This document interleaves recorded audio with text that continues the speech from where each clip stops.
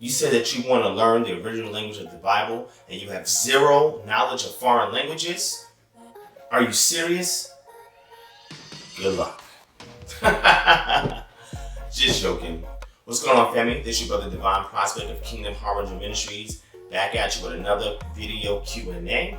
And this time I get asked the question is, if I'm an absolute beginner and I want to learn the original language of the Bible, where do I start? Right?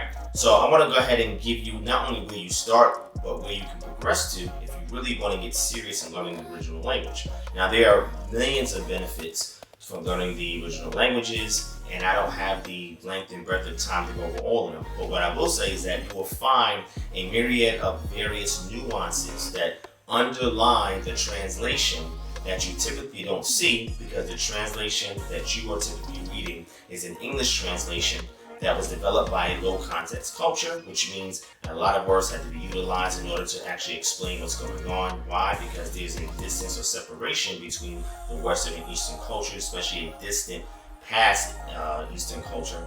And therefore, it's pretty wordy. Sometimes the words are abstract and it doesn't really give you the real oomph or sense of the biblical Hebrew and biblical Aramaic, and then also for the Koine Greek. So the biblical Hebrew and Aramaic is written in your Tanakh or your Old Testament. The biblical Greek or Koine Greek is written in your New Testament, right? So the key thing is to be able to see these nuances that is not revealed in a pure Western society. Now, even your Koine Greek, which was the language in which we had the most extant manuscripts of the New Testament and were written by individuals who were mostly Judean or Yehudim or Jews, right?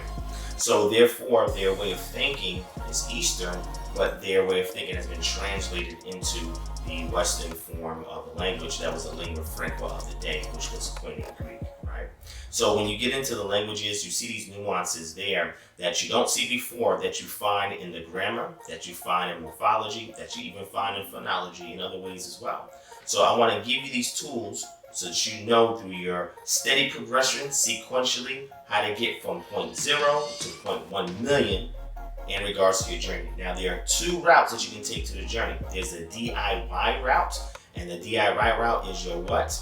Do-it-yourself route, where you will take the time, devote yourself, dedicate yourself, and discipline yourself, right? Devote, dedicate, and discipline yourself into being very studious and going into this subject matter of the language, okay? It's not something you're gonna grasp overnight. It will take some time, but when you're able to grasp it fully, the reward is immeasurable, right?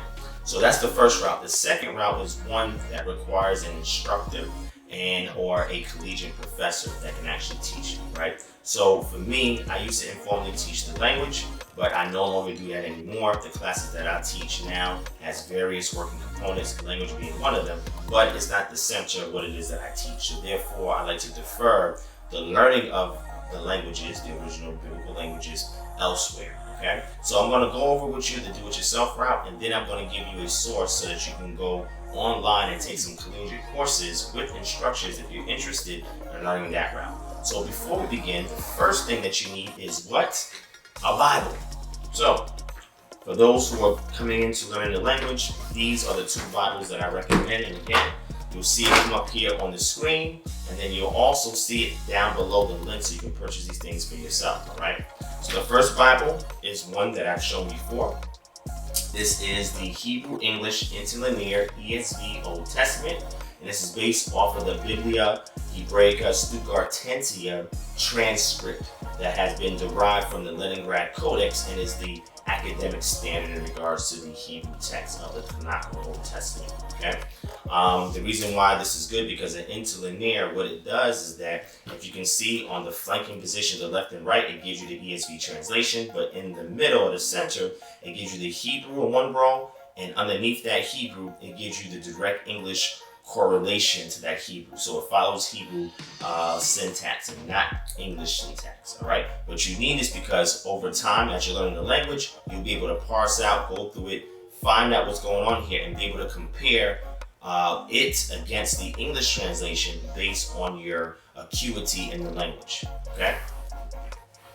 All right, and for the New Testament, because this is the Old Testament, right? This one is for the Old Testament. For the New Testament is the Greek English Interlinear ESV New Testament. This is based on the Neso Allen Novum Testamum Greece, which is the NA28, and this is derived from a transcription that is typically used from the majority text type in the realm of academia, right? Again, you see the same thing, flanking on either side is the English ESV translation, and in the middle, you have your Greek, and then underneath the Greek, you have your English direct correlated translation, right? Now, the English direct correlated translation follows the syntax of the Greek, so it will read a little weird in English, but as you learn the language, you'll be able to make your way through this with no problem, right?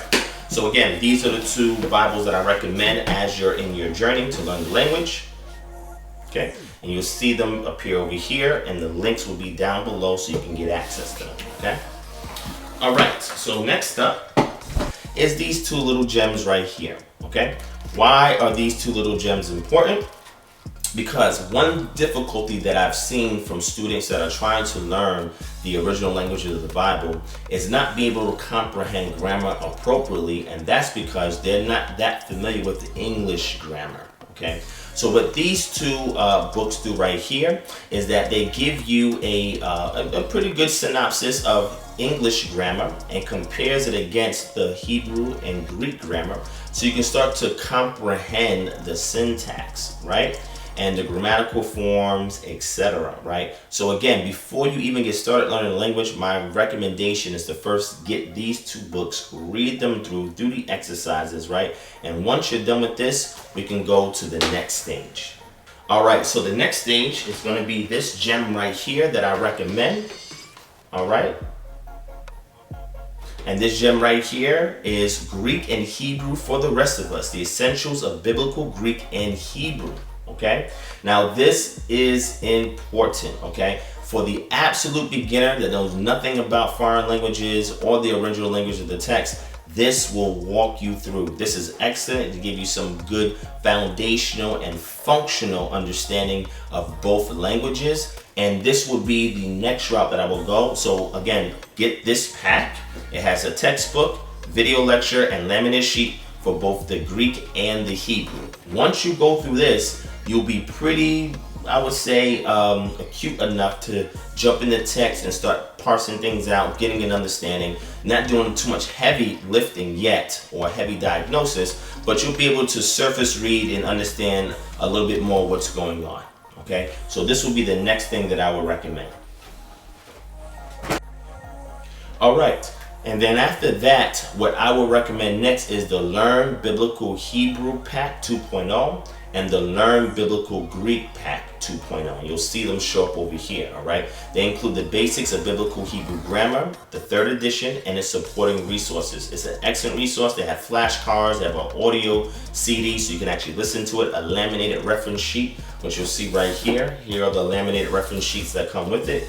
And these are excellent sheets to help you with diagnosis, as well as reminding you certain grammatical rules that are necessary in order for you to, understand the language, right? And this is published by Zondervan. It's an excellent resource. It has a workbook, it has a grammar book, it has a video, etc. So you want to get the Learn Biblical Hebrew Pack 2.0 and the Learn Biblical Greek Pack 2.0. These are definitely, after you finish the first two, you want to definitely go to here because this is more structured, more orderly, and more formal, right, in regards to teaching you the language, right? So this will give you even more cemented foundation in the languages, right? And as to top it off, once you get through all of that, or while you're going through in this entire process, I recommend you buy these two little gems here, right? This one is Biblical Hebrew, a Compact Guide by Miles V. Van Pelt. And this one is Biblical Greek, a Compact Guide by William D. Mounts, okay? What these do is they condense all these resources that I showed you and that I'm recommending to you in these two tiny compact take it anywhere books, okay? Great references if you just want to say, hey, what is an infinitive? You can pick it up in here. What is the difference between a construct and an absolute form? You can pick it up in here. What is the he-fill stem? You can pick it up in here, etc. It also goes over the basics in regards to phonology, the basics in regards to the consonants, vowels, etc. Everything is in these two little books here. And they also, if I'm not mistaken, have a mini lexicon on the back. Okay, they have mini lexicons in the back. So this condenses everything for you in one place. So these are essential if you want to learn the language in the DIY route. Okay, last but not least, you want to go to the website. It's israelbiblicalstudies.com/biblical-languages. Okay, you'll see it right over here. Okay, and this is the Israel Institute of Biblical Studies. Okay, now the reason why I recommend this, if you want to go the instruction route, is because this is by a university that's there in Israel, all right, where they're teaching you going from beginner to intermediate to advanced to expert in regards to the languages. Now, this is not free, obviously, so you will have to pay some funding for it. However, it is a worthwhile investment. Why? You'll get a certificate that comes directly from the university, and they give you 3 college credits as well. Okay, so you can go here to learn biblical Hebrew, biblical Greek. You can even learn modern Hebrew, and they have other courses for other things that I know that you would definitely enjoy. Me myself, I also went this route as well, and I learned both the beginner and the intermediate in both the Greek and the Hebrew. And man, it was a wonderful investment. I appreciated it greatly. So if you want to go the instruction route, this will be your best bet. All right. So now, with all of that said, thank you guys for watching this video. Hopefully this video gave you all the resources that you need in regards to going through the language. The last thing that I would recommend in regards to tools, get yourself a good Bible study software. Now they have free web apps online that does so, but I recommend you invest in Logos or Accordance. Okay, both of these are great Bible study software. I have both myself. I've invested thousands of dollars in these pieces of software because of the amount of resources they have, tools. So also make sure you have Logos and or Accordance to help you assist in regards to moving through with learning the language. Okay, now on top of all of this, please sign up for our Patreon, www.patreon.com/divineprospect, because on our Patreon I have tons of videos, workbooks, grammar books, lexicons, etc.